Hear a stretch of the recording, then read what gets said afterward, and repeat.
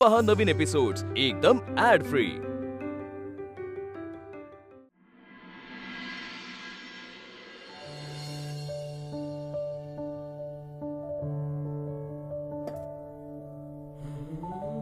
तुम्ही असं एका वेळी 2 भांड्यातून का पाणी पिताय?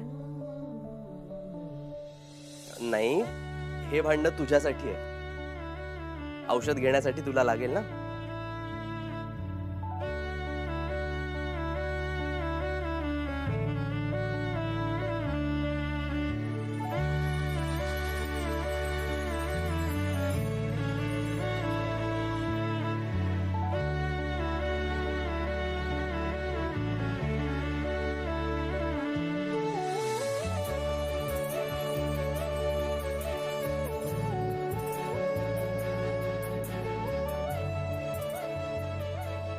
तुम्ही काहीतरी बोलणार होता. वीणा, तुझा आवाज खूपच गोड आहे यार. Thank you. नाही म्हणजे म्हणजे खरंच मी एवढा गोड आवाज ना आजपर्यंत कधीही ऐकला नव्हता. अहो, किती कौतुक कराल. नाही नाही वीणा, अगं मी खूप जेन्युइनली सांगतोय. नुसता आवाज गोड असणाऱ्यांना खूप असतात अगं, पण ज्यांचे स्वर इथे इथे हृदयापर्यंत पोहोचतात ना, त्यापैकी तू आहेस.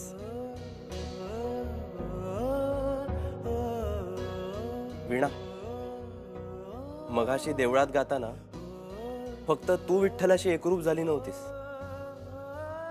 तुझ्या आवाजामुळे तिथे हजर असणारा प्रत्येक माणूस विठ्ठलाशी एकरूप झाला होता.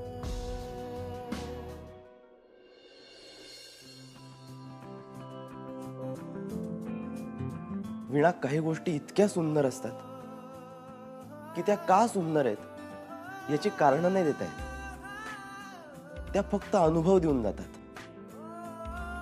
म्हणजे एखादं कॉम्पोजिशन, अचानक सुचलेली एखादी भन्नाट चाल,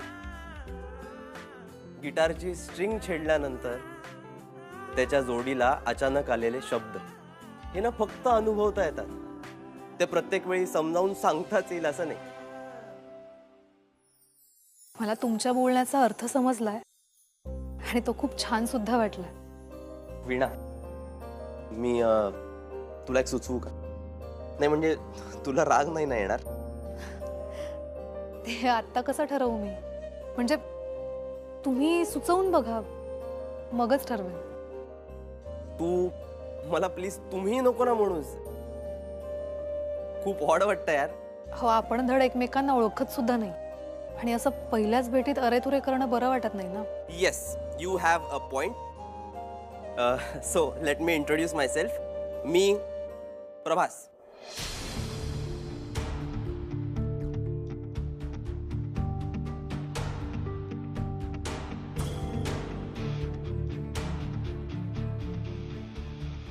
हे काय झालं? हे बघा, तुम्ही प्लीज निघा. काय बोलतेस तू? प्लीज तुम्ही या आता, प्लीज. एक मिनिट, म्हणजे असं काय झालं अचानक? हे बघा, मी आता तुमच्या कोणत्याच प्रश्नांची उत्तरं नाही देऊ शकत. काय झालंय? हा म्हणजे माझी कुठे चूक झाली आहे का? ऐक ना, एकदा शांतपणे माझं बोलणं ऐकून घे ना प्लीज प्लीज. हे बघा, मी तुम्हाला प्लीज म्हणते, प्लीज निघा. वीणा, तुला माहित नाही अगं, या आवाजाने मला किती भुरळ घातली आहे. या आवाजाचा चेहरा मला आवडल्याचं मी प्रत्येकाला जाऊन सांगत होतो, पण जो चेहरा माझ्या समोर होता ना, तो फसवा होता, खोटा होता आणि ते मला माहीतच नव्हतं. आणि आता खरा चेहरा, खरा आवाज माझ्या समोर आहे आणि या आवाजाने ना बेधून नवून जगासमोर गावा असं मला मनापासून वाटतं. वीणा, म्हणून मला तुला एकच विचारायचं की तू माझ्या बँडमध्ये गाशील? माफ करा, पण ह्या खऱ्या आवाजाच्या काही मर्यादा आहेत.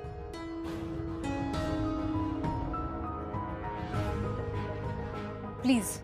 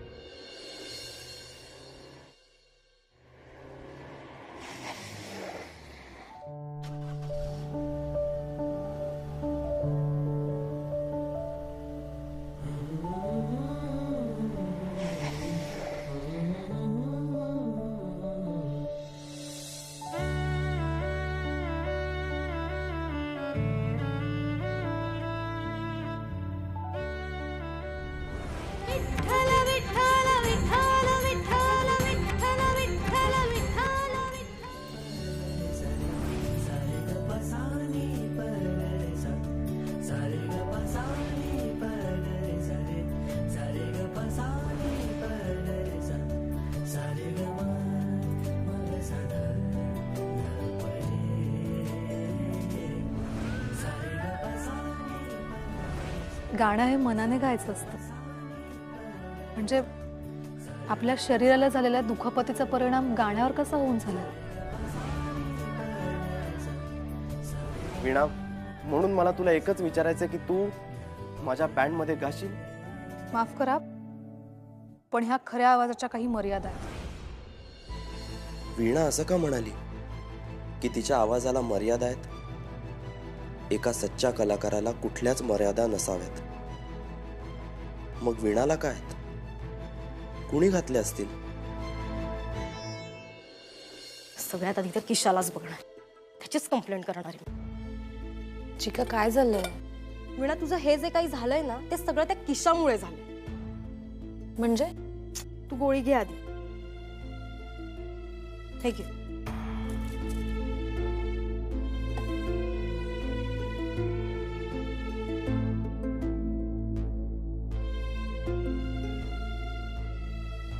सांगशील? वीणा, मी तुझ्या या गोळ्या आणायला गेले. बायको खड्ड्यात पडणार, आपण तिला खड्ड्यातून बाहेर काढणार. सासरे बुवांसमोर जाऊन शायनिंग मारणार. सासरे बुवा खुश होऊन तिचा हात आपल्या हातात देणार. आपलं आजच्या आज लग्न होणार. मी हा सगळा त्याचा व्हिडिओ केला आणि ना बाबांना जाऊन दाखवला. तुला माहिती आता देवळाबाहेर केवढा मोठा तमाशा झालाय. बाबांनी ना कानाखाली मारली त्याच्या, बरोबर मस्ती उतरवली त्याची. वीणा, तू येऊ शकणार नाहीस, पण मी आणि बाबा जाऊन ना त्याची कंप्लेंट करणार. चिका, पण मला सांग, त्याने काय साध्य होणार आहे? वीणा, त्या किशाला असाच मोकाट फिरू द्यायचंय का ग? मागच्या वेळेला पण त्याने तुझे पोस्टर्स लावले होते, तेव्हा पण तू काहीच कंप्लेंट केली नाहीस त्याची. वीणा, तू का सहन करतेस ग हे सगळं? बाबांसाठी. चिका, मी जे काही पाऊल उचलेल त्याचा त्रास आणि मनस्ताप त्यांना होऊ नये एवढीच इच्छा आहे माझी. नाहीतर मला कंप्लेंट करायला खरंच काही प्रॉब्लेम नाहीये. उलट मला असं वाटतं ना की किशाला कायद्याने शिक्षा व्हायलाच पाहिजे. अगं वीणा, मग त्यासाठी कुणीतरी त्याची रितसर कंप्लेंट करणं महत्वाचं नाहीये का? चिका, मी तेच सांगते. ह्या प्रकरणात कंप्लेंट करून काही फायदा होणार नाही. त्याला आज अटक होईलही, पण तो कायमचा आतमध्ये नाही राहणार आहे. आणि तो परत बाहेर आला ना तर आणखीन विचित्र वागेल, त्रास देईल मला, तुला, बाबांना. आणि मला ते नकोय. आणि चिका, एक गोष्ट कायम लक्षात ठेव. आपल्याला संकटात टाकणाऱ्यापेक्षा जो आपल्याला संकटातून बाहेर काढतो ना त्याचे उपकार कायम लक्षात ठेवायचे. पण वीणा, तुला त्या खड्ड्यातून बाहेर कोणी काढलं हे समजलंच नाही ना ग? प्रभास. वीणा. वीणा?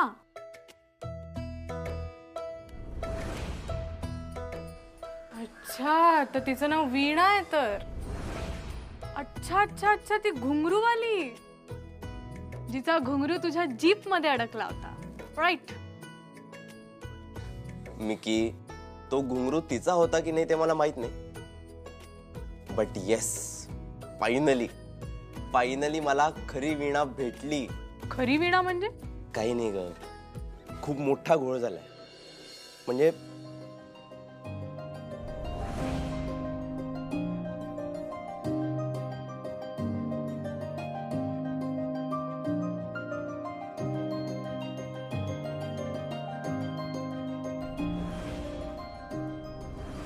कुलकर्णी काका, काल तुमच्या इथे एक मुलगी आली होती. आय गेस तिने कुठलं तरी गाणं सुद्धा गायलं होतं. अहो, ती वीणा, अभ्यंकर गुरुजींची मुलगी.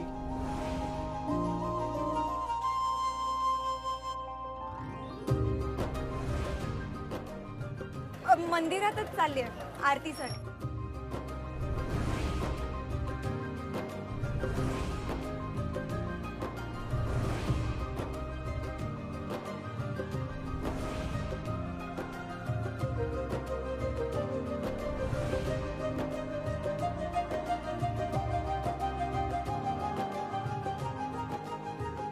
वीणा, म्हणून मला तुला एकच विचारायचं की तू माझ्या बँडमध्ये गाशील?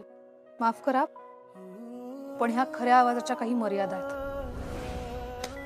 एनिवे, आता फायनली मला खऱ्या वीणाला कन्व्हिन्स करायचंय. मी की तेही लवकरात लवकर.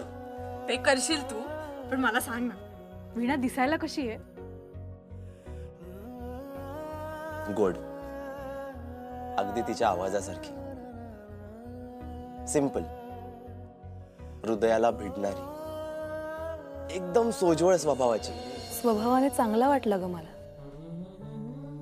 म्हणजे मी एकटी असताना घरी आला होता, पण त्याच्या येण्याची, वावरण्याची, बोलण्याची कशाचीही भीती वाटली नाही मला. किंबहुना त्याने ती वाटू दिली नाही. चिका, प्रत्येक स्त्रीकडे ना समोरच्याला ओळखण्याचं एक कसब असतं, आणि ते म्हणजे समोरच्या पुरुषाची नजर.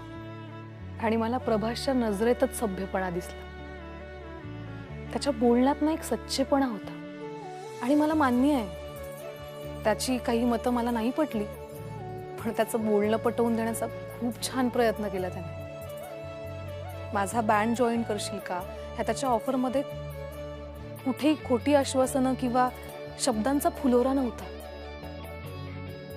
त्याने तुला बँड जॉईन करायची ऑफर दिली आहे? हो, पण मी नकार दिला. आणि नकार देण्याचं कारण काय? तर मला म्हणाली की तिच्या आवाजाला मर्यादा आहे. मला तर त्या वाक्याचा अर्थ पण समजला नाही अगं. मला आता कळत नाहीये तिला कन्व्हिन्स कसं करू. दादू, एखाद्याला कन्व्हिन्स करण्यामध्ये ना तुझा हात कोणीच धरू शकत नाही. अरे, बिझनेस जॉईन कर असं सतत मागे लागणारा आत्तूला कन्व्हिन्स केलंयस तू. आणि मला खात्री आहे ती तुझा बँड नक्की जॉईन करेल. करेल? नाही करणार. म्हणत तुला तुझ्या आयुष्यात काही वेगळं घडायला नकोय का ग? हे बघ वीणा, जर त्या मुलाचा हेतू खरंच चांगला असेल तर त्याने दिलेल्या ऑफर बद्दल विचार करायला काय हरकत आहे सांग मला. वीणा, माझं ऐकशील तर त्याची ऑफर स्वीकार. चिका, वेडी आहेस का तू? उगाच काहीतरी बोलू नकोस. आणि मला आत्ता ह्या सगळ्याचा विचार नाही करायचा. आत्ता नको करू, उद्या कर. चल, मी निघते आता. तू स्वतःची काळजी घे. हा, झोप तू आता. मी येते. तू काळजी घे. Good night. Good night. चल, बाय. बाय.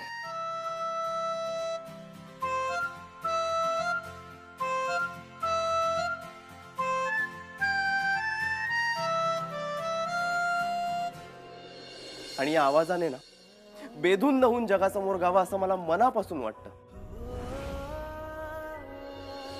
वीणा, म्हणून मला तुला एकच विचारायचं की तू माझ्या बँड मध्ये गाशील?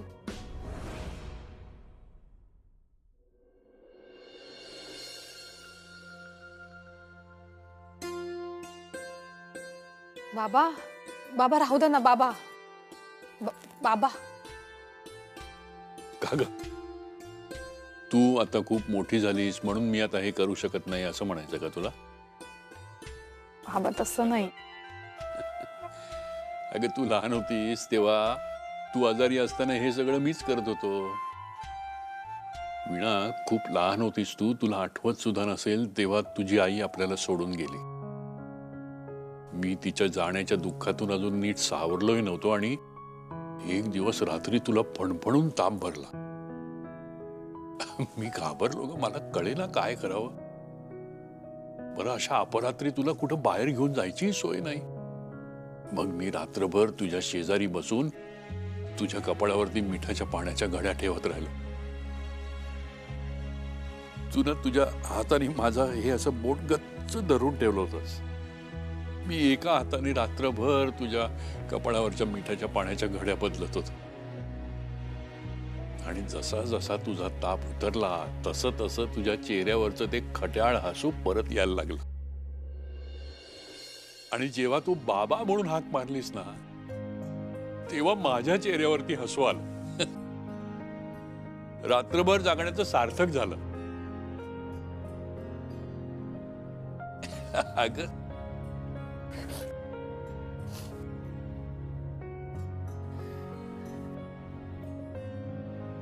बाबा, बाबा तुम्हाला माहिती आहे, लहानपणी शाळेत निबंध लिहायला लावले माझी आई, आणि मी सरळ सरळ माझे बाबा यावर निबंध लिहिला होता.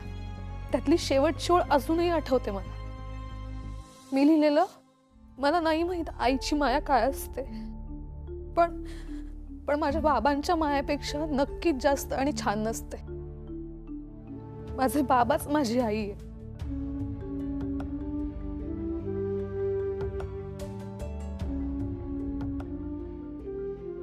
पण बघ ना, तुझे हे बाबा तुला या संकटातून नाही वाचवू शकले.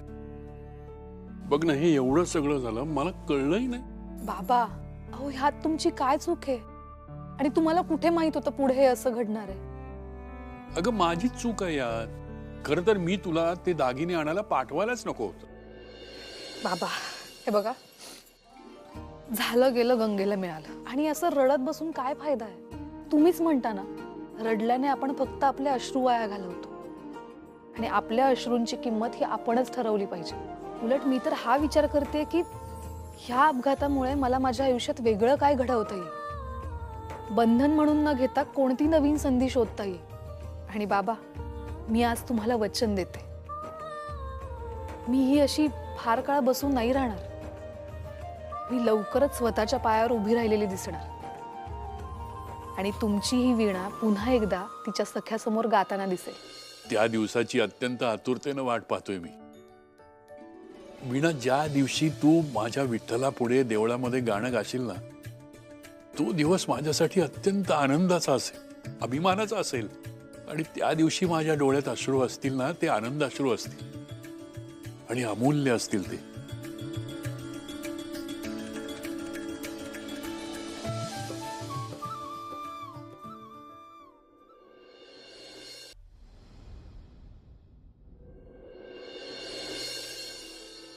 Good morning. Good morning. Good morning. अरे बाबा कुठे आज? बाबा नाही आहेत आज ब्रेकफास्टला. त्यांच्या मित्राच्या मुलाचं लग्न आहे, तिकडे गेले. अरे हा, कार्तिकी एकादशी झाली ना आत्ताच, त्यामुळे लग्नाचं सीझन जोरात सुरू होणार आहे आता.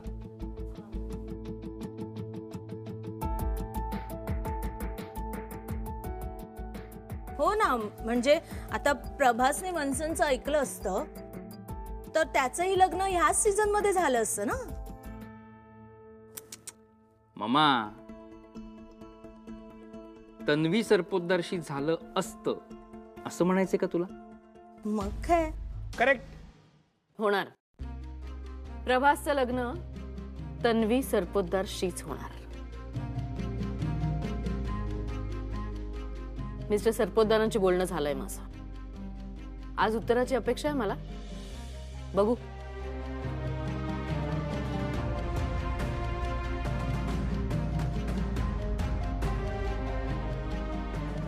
डोळ्यांनी गप्पा मारून झाले असतील तर हाताने खाण्याचं काम करा. हो हो.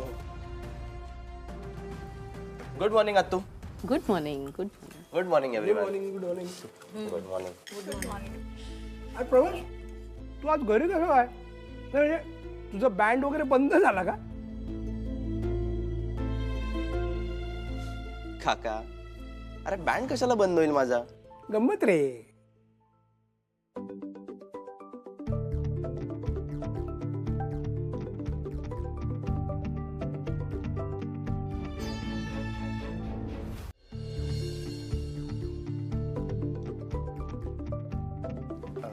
सो सॉरी, मी आलोच. याचं बरं आहे, याच्या बेशिस्त वागण्याचं सुद्धा कौतुक होतं आपल्याकडे.